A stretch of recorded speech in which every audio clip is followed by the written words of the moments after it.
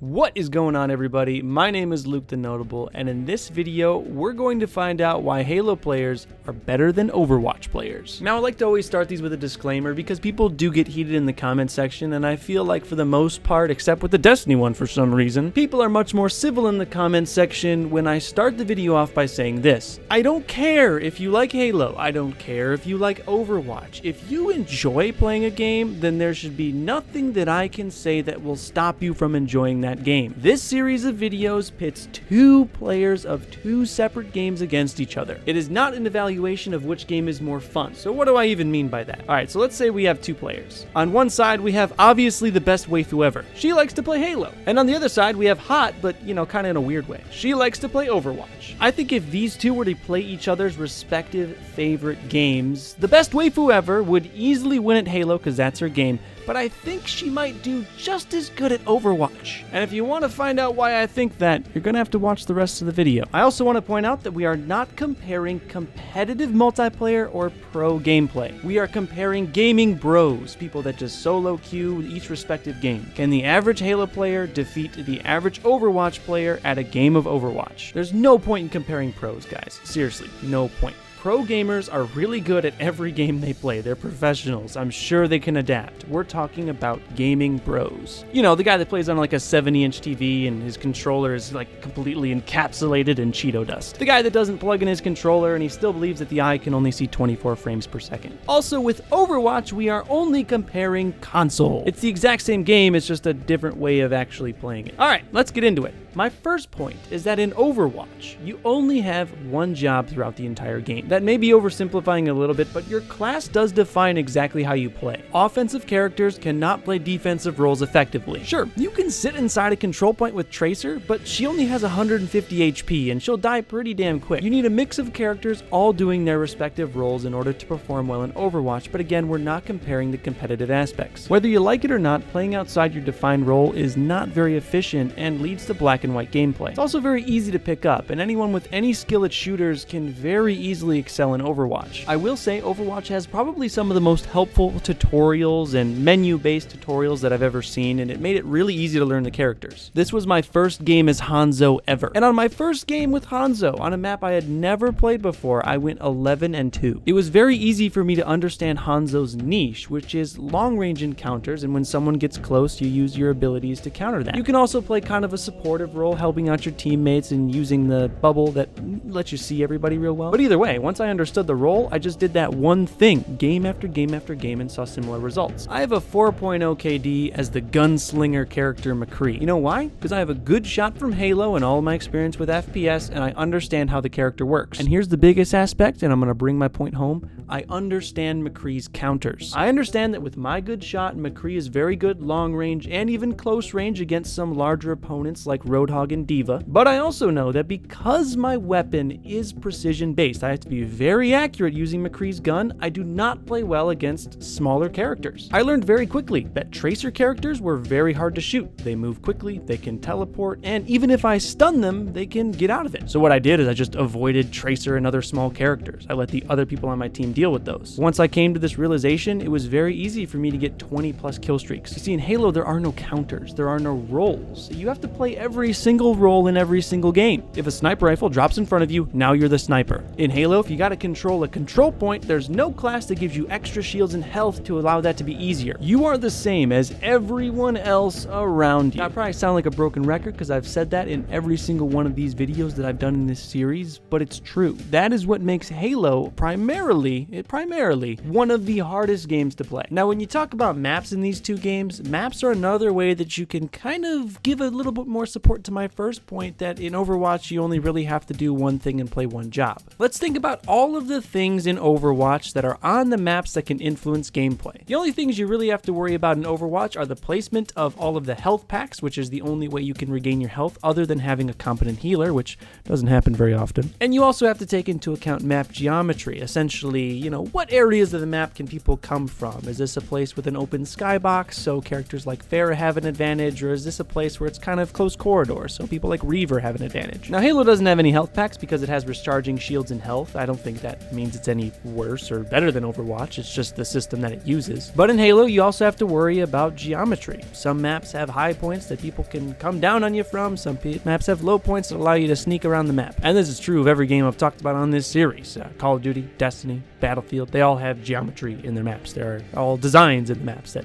change the way you might play. The biggest difference, though, is that power weapons, or the weapons like rocket launchers and sniper rifles, the weapons that allow you to get a massive advantage over the enemy, are on the map. In Halo's core gameplay, there are no differences between the blue team and the red team. Each team has fair starts. The only way a team in Halo can get an objective advantage is by beating the other team to the power weapons. Outthinking, smarting, and playing the enemy team in Halo will give your team the chance to get something like a rocket launcher or a camouflage, which then will give you a better chance of victory. Both teams have equal opportunity to get these power-ups and weapons. You start out on the same page, and the team that takes initiative and the team that outthinks the other team is the one that gets the weapons. In Overwatch, your weapons and your playstyle are determined from the moment you spawn. There will be an innate advantage to players that play characters that counter the other team's characters, making Overwatch more of a game of tug of war. Whoever has an advantage with bigger and stronger characters than the other side will win. But for Halo, on the other hand, each side is completely equal and must outthink, outplay, and outsmart their opponent. Alright, I'm not saying that you don't have to be smart when playing Overwatch. If you're a smart Overwatch player, you're obviously going to be better. But I'm saying that sometimes you don't have to be smart at all. Sometimes a kill is given to you because you are playing a character that counters another. This is not a possible outcome in Halo, as there is always fair starts. And you may think, well, Luke,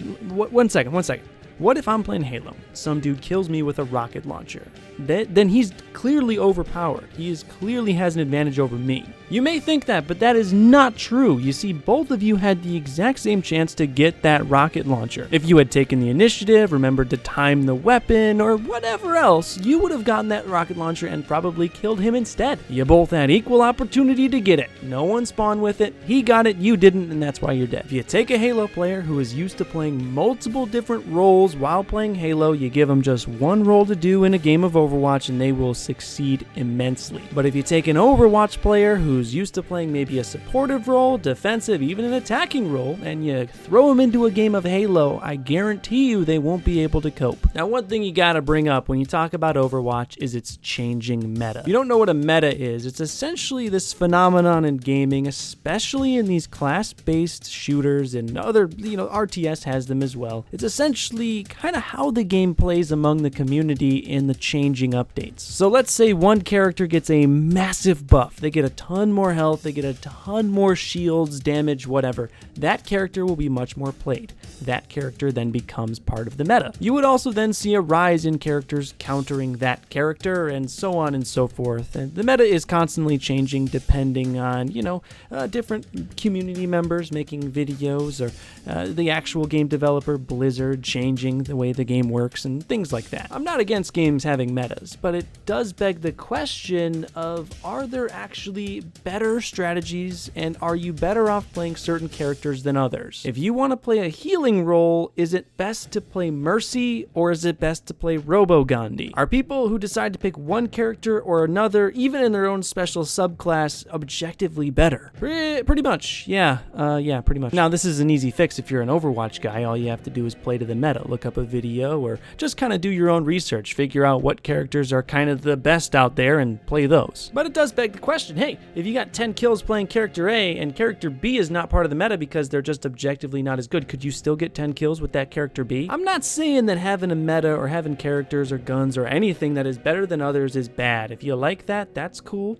It's fine. I'm a fan of Overwatch. I like playing Overwatch. I should play it more because I really do enjoy it. But when you compare it to Halo, which has no meta because everything is the same, it's just, you can't compare it. Now, you could argue that for Halo there are different tactics and layouts for map control, and there are in the competitive scene. If you're playing with a team, sometimes it happens on a magical night when all the planets align. You can get it to happen in solo queue. But remember, we're not talking about competitive or pro gameplay here. We're just talking about your average gaming Joe. Your average Overwatch gaming bro probably probably isn't going to have 5 other dudes that want to compete at a high enough level so that they are researching team compatibility and all that. At its core level, a gaming bro can get an advantage by playing a better character, period. You can't do that in Halo. You gotta outplay the guy with the magnum that you're given at the start that the other guy got as well. One other thing I gotta bring up is ultimate abilities. I just hate the idea of ultimate abilities, having a magic kill everyone in the room button that you can just passively get to. It's just, if your basic Overwatch player goes and plays a game of Halo and they get a couple kills down, maybe the enemy grabbed a sniper rifle or a rocket launcher, they can't use their super ability to turn the tide of battle like it can in Overwatch. Now, I understand that ultimates can actually be used together in conjunction, and I watched about an hour of pro gameplay and saw a lot of this. It was very, very cool, but again,